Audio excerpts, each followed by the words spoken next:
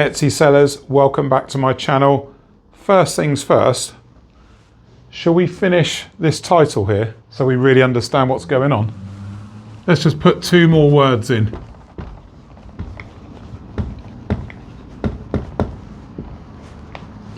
Buy more. If you want to sell more, buy more. And what I mean by this is if you really want to get ahead of your competition on Etsy and make loads more sales, one of the key things you've got to do is buy your competitors' products so that you can understand exactly what you're up against. So here we've got 5 competitor products, okay? And this is what you're going to do. You're going to go and buy 5 of your competitor products, and not just any competitor products, but the competitor products that are selling well, right? We don't want to buy products that aren't selling because that doesn't help us. So first of all, they've got to be selling, okay? And some of you might say, oh, Nick, I don't want to go and buy my competitors' products. You know, you've got to know what your competition is up to, because when you buy your competitors' products, it's like a window into their world. And I guarantee you, you will find all kinds of information that will help you sell more. And I'm going to give you 5 key pieces of information here that you are going to gain from your competitors' products to help you sell more. So let's get into these. Remember, if you don't know what your competition is doing behind the scenes and with their products, how are you ever going to sell more than them? This happens in real world business every day, and it needs to happen on Etsy as well. So the first thing that you're going to learn by buying one of these 5 listings, it's 5 listings, 5 things you're going to benefit from. Here's number 1. You are going to understand their shop attachment, okay? Because this is one of the key aspects as a customer that we almost subconsciously experience. When you step back from buying something, your brain will just summate or conclude the buying experience. How was the buying experience? Was it easy? Was it seamless? If you had questions, were they answered? How is the product? Was the product good? Did it meet your needs? Did it go beyond your needs? You will formulate a summary of that business. And that summary that your brain conducts is the attachment to the shop. So if the experience you've had was really good, your brain is going to tend to remind you of that fact when you need to go and look for another product that shop provides. And this shop attachment forms the basis of branding. So once you've started buying your competitors' products, you will have that experience. You'll sit there and go, oh, this is good. Oh, those instructions are really good. Oh, this is amazing. This product does this, this, and this. Or they included this inside the package free. Whatever it is, you're going to experience something, right? Even better if it's bad. Even better if you go to the 5 competitors who are making thousands of sales and you have something bad in the shop attachment, because that will spur you on to do better. You'll identify the problem and say, oh, why did they do that? I can do this that's so much better, right? Shop attachment, massively important. As human beings, we all do this. Every time we buy something, we get a good or bad level of attachment. And you will get that every time you buy a product from your competitor. That's the first one. Second one, this is massive. And I can tell you straight, I've worked with so many Etsy sellers, thousands and thousands of you, and so many of you fall short here. It's customer service, right? Customer service, good and bad, can make or break an Etsy store. You've only got to get a few bad reviews to see a performance hit in your store. And so many Etsy sellers don't know how to provide good customer service. They think they do, but in actual fact, they don't.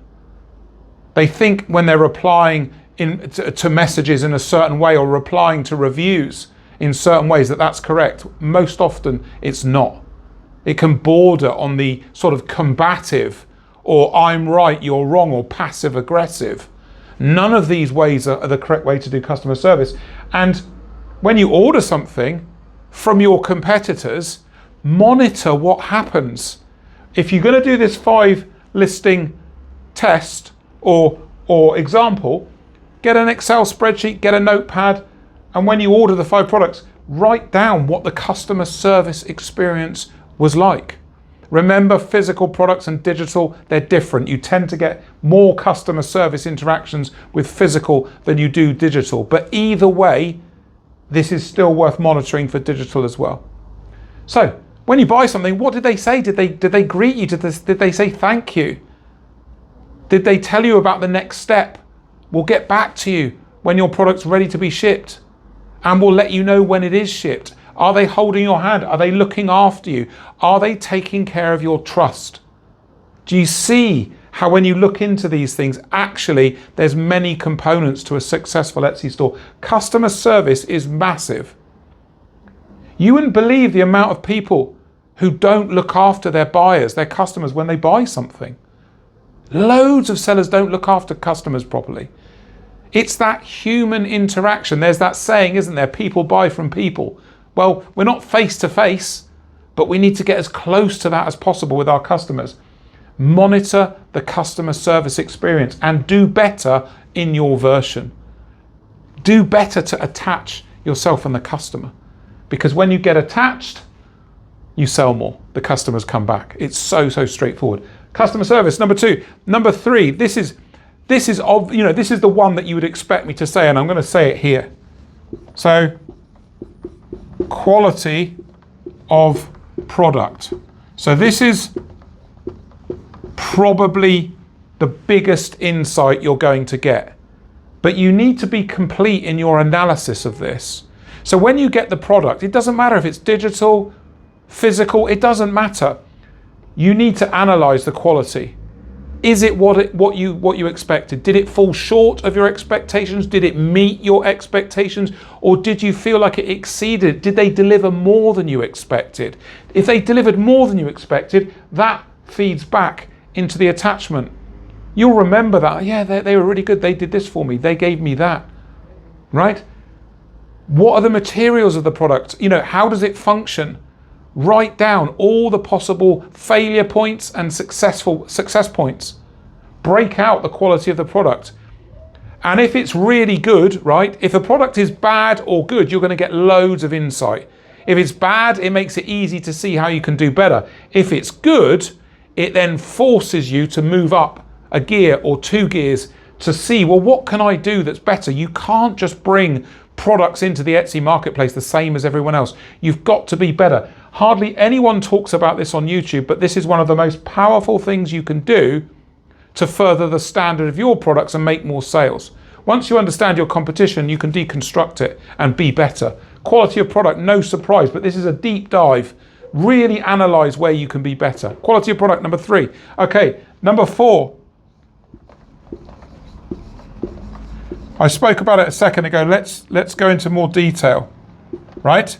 So, when you buy somebody else's product, not looking at your own product, when you look at other people's products, you can write down the weaknesses, right? When you write down the weaknesses, because it's not your product, you will get this feeling, well, I can do better, I can be better, right? And what you want to do from here is try and write 5 to 10, I'll put that here, 5 to 10 ways you can be better. Really go for it. Brainstorm it. Try and get as close to 10 as you possibly can. You probably won't use them all, but if you go for 10, you might end up using 3, right? What are all the weaknesses in terms of functionality, design, color, size, price? Price can be a weakness, right?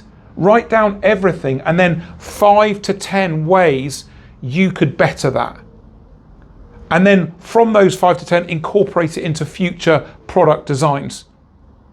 And you are literally making your product better and answering your customers' needs, because you're a customer. And if you've got problems, other customers are going to have problems. Okay, the final one, and this again dials into shop attachment. Number 5, packaging, right? And branding. Okay? So, when you have a good buying experience and the product's lovely and you open the box, that unboxing feel, you get a lovely card, the packaging and the protection for the product is amazing. You get a little discount card, maybe a membership card, right? An offer for something. They make you feel special. They make you feel valuable, right? If all of that's nice, that feeds into shop attachment. And here's the ultimate goal.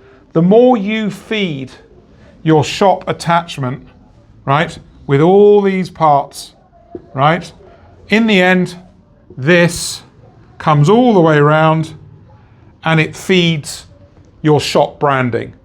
So in the end, it's like a cycle, right? All this feeds your branding, and long term, if you're serious about Etsy, your goal is to build a brand. Because once you build a brand, this is what a brand really is. It's attachment.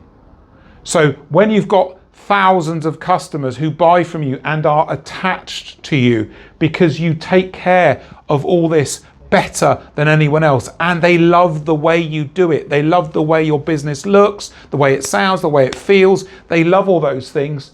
It just feeds back in to your branding, and it's like a snowball going down a hill.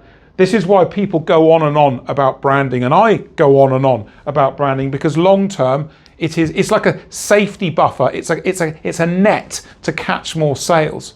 But it's hard work. This normally takes 2 to 5 years to get a brand going and get it happening and get that attachment.